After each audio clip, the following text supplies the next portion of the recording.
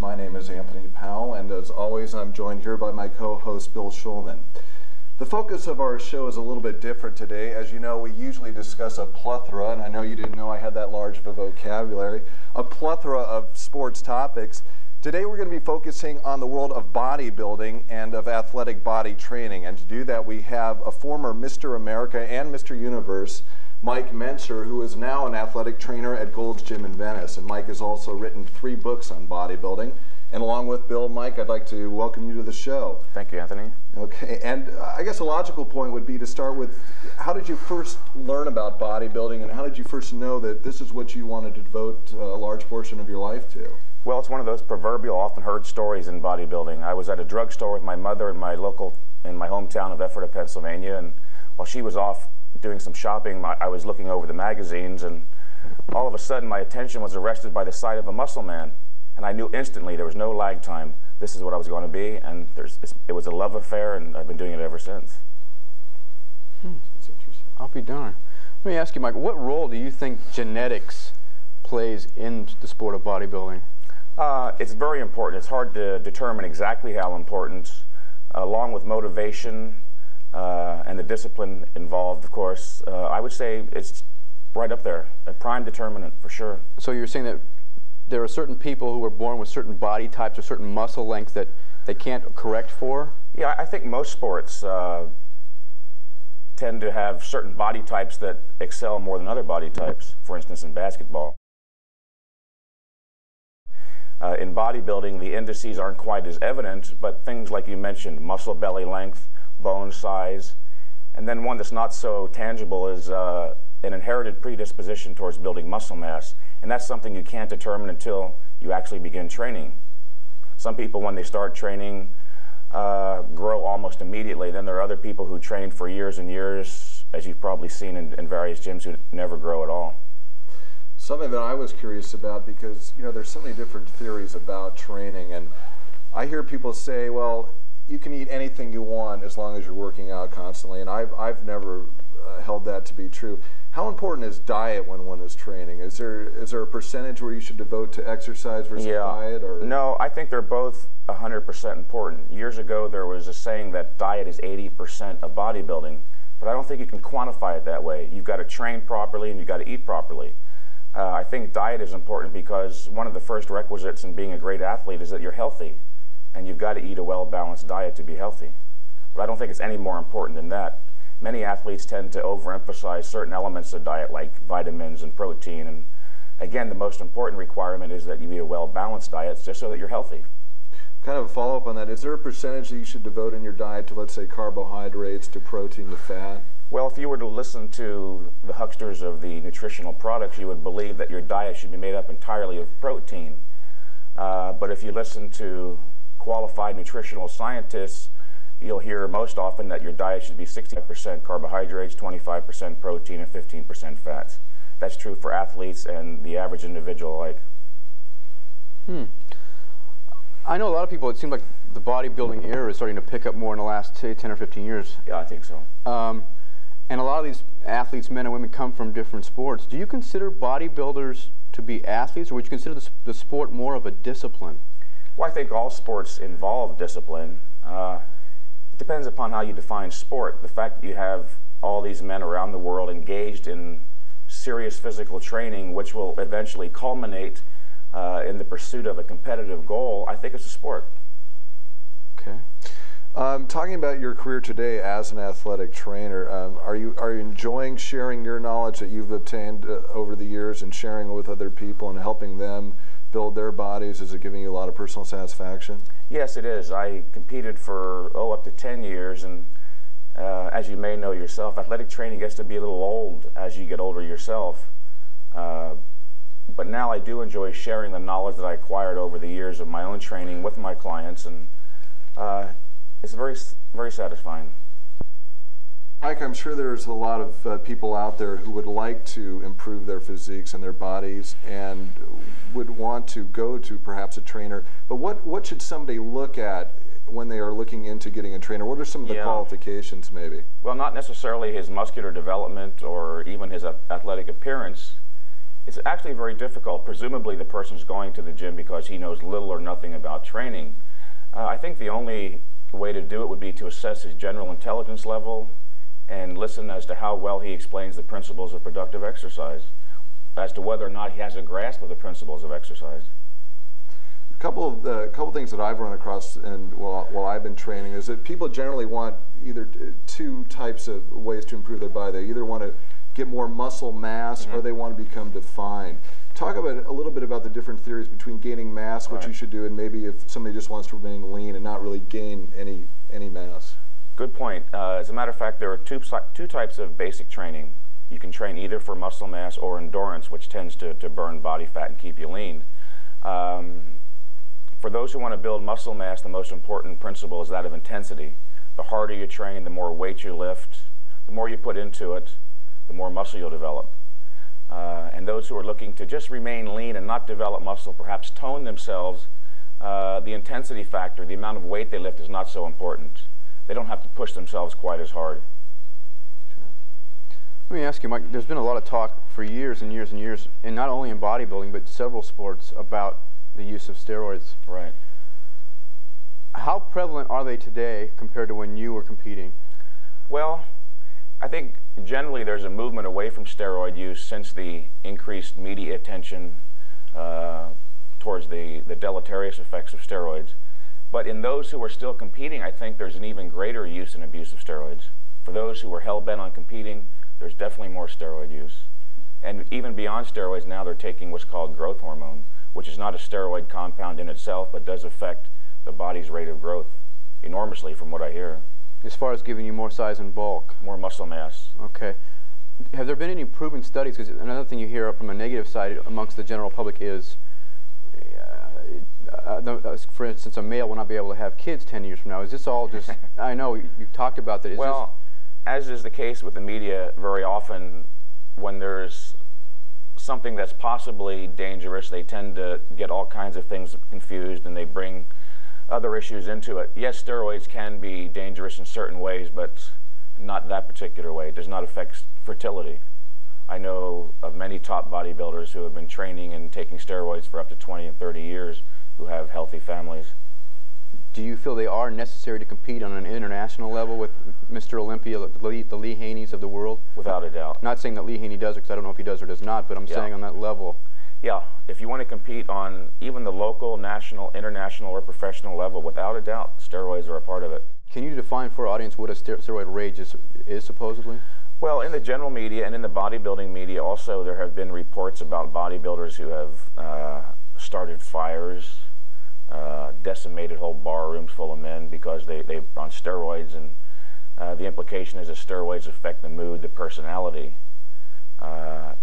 Those things do happen occasionally, as they happen out in the general public beyond bodybuilding, and those kinds of individuals are immature to begin with. Getting back to steroids and bodybuilding, are you saying it's pretty much necessary if you're going to be at the top of the heap in bodybuilding to pretty much use steroids only because everyone else is doing it? Yeah. Because that's the theory that you hear in other sports. Let's say in professional football, I was reading an article one time, and one lineman said that I take steroids only because I need to do it to compete because everyone else is doing it, and if I don't, I'm going to be thrown around. I think there's more to it than that. It's true on that level. You have to take steroids to compete, but I think also the public has become accustomed now to seeing a certain level of development, and without steroids, the standard would go backwards and the public would lose interest. And the guys like it too. It's not just because they want to compete on a certain level. There are many bodybuilders in the gyms who don't compete and still take steroids because they want a certain look. That's not to say all of them do, but quite a few. That's interesting. Where do you see the sport going from here, since the guys have already attained this size and mass and leanness? Can you get any leaner and any bigger? No, I don't think so. There isn't much being done in the way of research towards increased training or improved training methods or improved nutritional or dietary regimens. And in part because of the public outcry against steroid use, I don't think there's a whole lot of research being done in the area of steroids either. I don't think you're going to see much improvement in the standard over the next few years in bodybuilding.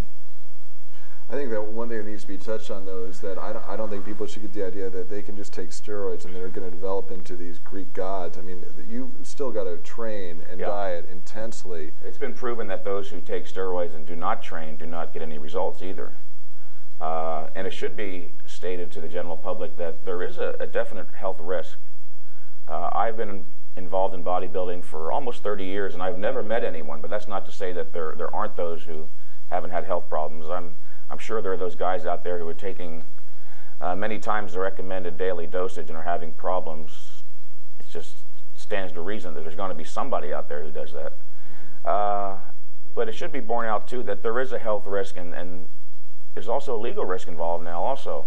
It's illegal to take steroids. Doctors can still prescribe them, but now the prescriptions require a triplicate.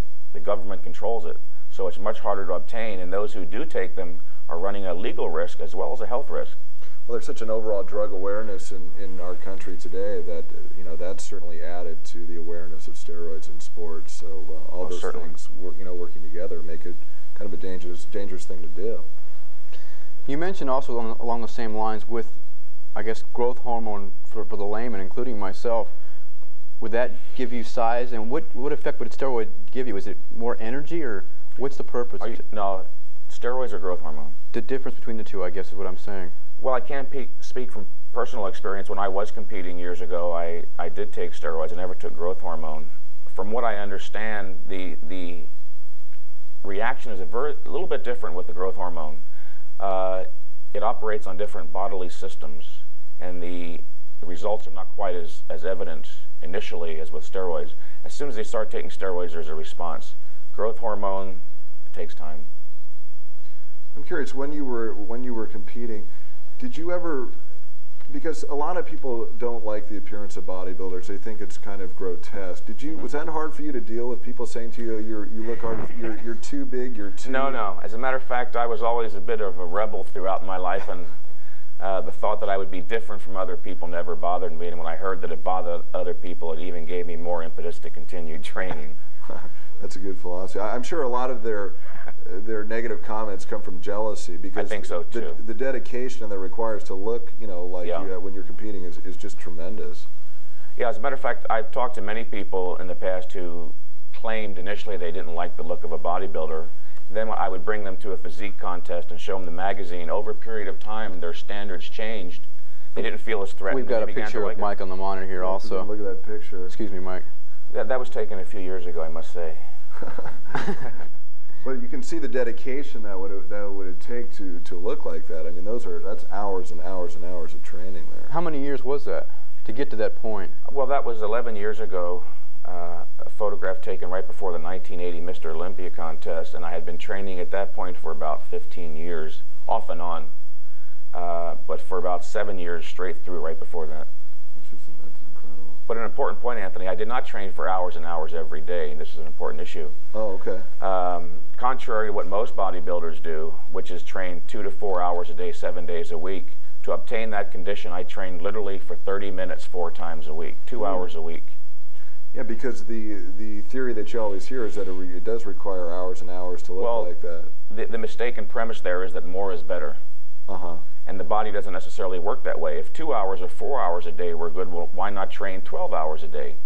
Training is a form of stress, and up to a certain point in time, exposing the body to stress can be beneficial. But beyond a definite period in time, it can actually be detrimental. That's interesting. Let me ask you, amongst the top contenders in the world, or competitors, would everybody be training differently? Or do you think, or do people know that less is actually better for them? No, they don't. The vast majority of people who train it almost exactly the same way, for 2 to 4 hours a day, 6 to 7 days a week. There are those who have read my articles and have attended my seminars and tend to be reasonable individuals and train just for 30 to 45 minutes a day, 4 times a week. Something that I'm always curious about, because I'm a big fan of doing cardiovascular work. Do you advocate that, doing, let's say, an hour of cardiovascular work a day? Does that keep the weight off, or does that tear down? No, it does not necessarily keep the weight off. Weight control is primarily a matter of calorie balancing. You could do 2 hours a day of aerobics, and if you're eating too many calories, still be getting fat. Another point here that's important is that your weight training can give you the cardiovascular benefit at the same time that it gives you the muscle training benefit. If you're not resting too long between sets and you're sustaining what's called the age-adjusted pulse rate, you will develop a cardiovascular training effect and improve your heart and lungs along with your skeletal muscle tissue. Give us a sample diet of someone that wanted to lose weight. I mean, how many calories? I guess it really depends on the individual person. You can't make an overall call on that. But there is a fundamental principle involved here, and that is, as long as the individual goes below his or her maintenance level of calories, they will lose fat. Whether their maintenance level is 1,500 calories a day or 15,000, any number below that will cause the body to revert to fat burning instead of storing fat. Is alcohol as fattening as everyone says it is?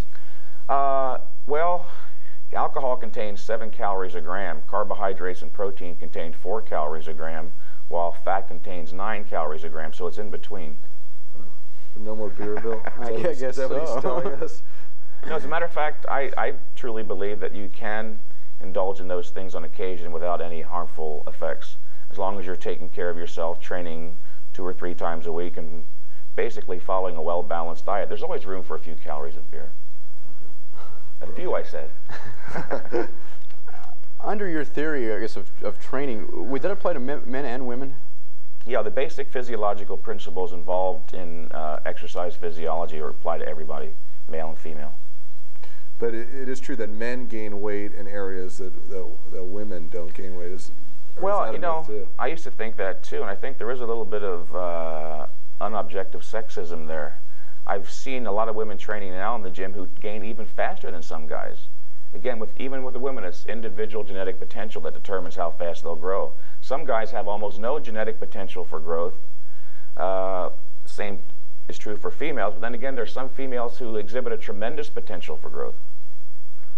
Well, it's kind of hard to know, though, if you do have genetic. I mean, I guess you should get a signal if you've been training for 10 years. You don't see any growth. It's something you can only accurately assess in retrospect. You won't know until you try. Right. So for those who are interested, try it. Don't be put off by someone telling you, well, you don't have the potential. That's something no one knows, again, unless you're looking back over a period of time. Within 2 or 3 years, if you haven't gained anything at all, either you're training improperly, which is often the case, or you have poor genetics. But then again, anybody can improve. You may not become a muscular marvel, but you can improve your muscular tone and lose fat. And it would also enhance a certain degree of confidence with that also. For sure. Let me ask you one last question about steroids, and we'll move from that subject. In reference to women, do you feel it's as prevalent in the women's side as it is in the men's side of competition? Yeah, for sure. Again, among those who are competing, it's omniprevalent. They all take it. And without a doubt. Can you mask it, as we've heard in the media? Well, it's interesting. Over the past 2 years, the International Federation of Bodybuilders, along with the National Physique Committee, have been testing competitors. But it's obvious to those who are in the know, who have the eye for these things, that they're still taking it. So they have somehow found a way to mask the test results. So it almost sounds like you're saying there's a certain look that derives from a person from taking these drugs. Without a doubt, for sure. Can you give us some examples of what that might look like? Well, the muscle tends to have a more swelled, even at times bloated look, and the veins actually become almost grossly enlarged. One of the side effects of steroids is that it increases blood volume by up to 2 pints. So when you see a bodybuilder in a gym with what appears to be abnormally huge veins, they are in fact abnormally large. You know, seeing some bodybuilders make it in the acting fields, example Arnold Schwarzenegger and Lou Ferrigno, do you think there's room for more bodybuilders to make it like Schwarzenegger? What do those guys have that others obviously haven't been able to show? What is it just? Well, your question sort of presumes the notion that every bodybuilder wants to be a movie star. That's true. That's true. And I don't think that's necessarily true. 2 things Louis and Arnold had going were their enormous success in bodybuilding, which tended to carry over to the public at large, and they were extremely disciplined and highly motivated people, and I think what they did was reappropriate their energy and discipline to the area of acting, and as a result they became successful there also. You're absolutely right. I mean, there's obviously a desire on their part to become actors, to get into the movies. You're absolutely right on that. And I know you've done some commentating work for the networks in bodybuilding. Is there any of that in your future? And is bodybuilding going to be get more television exposure? I don't think bodybuilding will get any more television exposure, and as a result, I'm not really interested in pursuing commentary as a career. Why wouldn't it get more exposure? Just didn't get the ratings, or? That's a good question. Over the last, actually up to about 6 or 7 years ago, it seemed to be getting increasing exposure. The last 2 or 3 years, however, the networks haven't carried nearly as many contests. ESPN has taken over. Right. Right. Let me ask you also, is there a best age to start training, male or female? Well, I don't think there's ever been any definitive studies done to say anything conclusive about that, but some people speculate that from 25 to 35 seem to be the best years. Okay, but that's the best years. Again, anyone can improve, even up to the age of 70, 80. As long as you're reasonably healthy, you can get to the gym, you're suffering from no physical ailments, anybody can improve. I've got to ask you, Mike, about one body part in particular that I'm sure a lot of men out there watching will be interested into, is the stomach. Right. Now, how do you get a washboard stomach like we saw on that? I'm sure most guys with summer coming up would die for that kind of information. Well, you definitely don't want to indulge in too much beer like we were talking about before. Right. But it's primarily a matter of nutritional control, calorie control. As long as you know what your maintenance level of calories is, and you go any number below that, you will lose body fat. Of course, the further you go into a calorie deficit, the more fat you'll lose at a faster rate. And the secondary factor is, of course, physical training, building up the muscle tissue. But even if you are training and building the muscle tissue up and you have the fat, you're still going to appear fat. Right. Now, talking about the fat, are foods like, let's say, mayonnaise and the cakes, are those the type of foods that will cover up the muscle? No. That's a common misconception. Again, it's all calorie control. Even if you were eating below your required or maintenance level of calories every day, let's say you're eating 500 calories below your maintenance level, you could eat that, all those calories could be comprised literally of table sugar and mayonnaise, and you still lose fat. There is no really one single food or group of foods that could be called fattening. It's your overall calorie intake that determines how fat you'll be. So I can still go on late night Pop-Tart rampages, is that what you're saying? As long as they're under control. It's nice to know. Let me ask you, I know over the last, I think it's about 6 or 7 years in a row now, Lee Haney has won Mr. Olympia or Mr. Universe 7 years in a row. In your mind, and I know you hear that there is some kind of politics involved, can anybody beat him, first off? Well, I think there are a number of people who can beat him. Actually, what it boils down to is who's going to be in shape that day. Very often, even the top competitors miss their peak by a little bit. It's true in baseball, true in football. If he misses his peak by 1%, the guy who was second place last year can sneak ahead of him. So Lee Haney is definitely beatable, without a doubt. Could you give us a couple of names of who you think would be, say, 2 or 3 gentlemen who would have a good shot at it? Well, there's one guy who stands on the horizon at the moment who I think is going to win next year, and that's Sean Ray. Last year he placed, I think it was 5th or 6th. Not really in the top running, but that was only his 2nd Olympia, and along with that, he has all the physical requirements in superabundance for winning the Olympia. Besides that, Lee Haney's won 7 in a row, and people are getting a little sick of seeing him in there. Is he maybe living on his reputation alone now more? Yeah, there is that element. Because bodybuilding is a little bit subjective and is subject to political influence, I think so, yeah. I know that, like we said, that you've written a couple books now. Is authoring any more books in the picture for you in the future, or are you pretty much content doing what you're doing with the training? No, I'm very content training the people that I'm training. If I was offered a deal, I would do it, but I've done 3 in the past, and the money isn't all that great, and it's like having a homework lesson every night, which I never did like. So I don't think so. In terms of the discipline, you mean the discipline and the research, and it's a very competitive industry, isn't it? The material that. Well, along with that, I think the bodybuilding book market has been saturated. If you go into most bookstores now, you'll see at least 2 or 3 dozen bodybuilding books. I don't think there's really room for one more. If there is, maybe I'll do one. In our final minute now, Bill, you got any more questions? Sure. Mike, do you see yourself coming back again and training again? Absolutely. Just kidding. Not. Absolutely not. What about one of the just a quick thing here. One of the theories you hear about people when you turn 50 or 60, Yeah.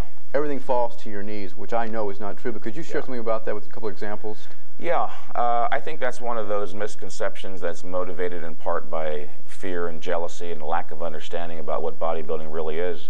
Right now, there are at least 2 or 3 competitors on the top professional scene who, believe it or not, are in their 60s and winning. About 6 weeks ago, a man named Albert Beckles, at the age of 61, won the Niagara Falls Grand Prix bodybuilding professional contest, beating out guys who were in their 20s. He's been competing for 35 years, so where's his muscles turning to fat? They are not. He's getting better at the age of 61. Not 51, 61. That's good to know. And I would bet he'll be doing it at the age of 70. Well, Mike, we're getting the signal that we've got to wrap up. I want to thank you. Obviously, I was filled with a lot of misconceptions about training, and you've enlightened me. Thank you, Anthony. It's been very interesting. My pleasure.